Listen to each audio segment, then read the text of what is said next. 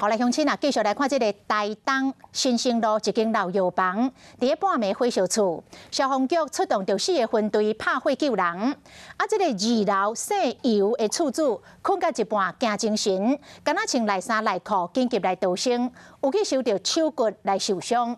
伊甲消防队讲，楼顶还有妈妈甲太太，经消是抢时间救人，也毋过90岁老母亲已经昏迷。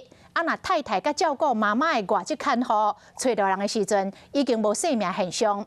一场火烧厝，烧死2条的人命，阁有2个人受伤。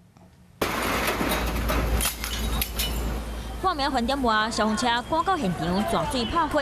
这栋药局火烧厝，厝主当咧困，嘛去互惊甲精神，刚穿内衫内裤，烫只脚逃命。 啊，那倒位啊！我知，我就喺咧困的时候，啪倒来倒好，念嘛，2楼、3楼较紧。厝主讲3楼阁有家己的妈妈和太太，请消防队赶紧找人，不过火烧甲烧大拍，药局阁是楼建筑物，楼梯较矮，2楼规个冒烟散雾。姓尤的厝主家己走出来，啊3楼90岁妈妈捡找到，不过已经昏去。啊，厝主有岁太太和4楼的看护2人已经无转轨。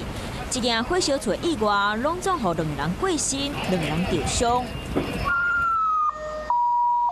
厝边头尾的人讲，这间药局做60多年啊，传2代，旧年冬天无咧歇的。厝边嘛差不多要50年啊。对。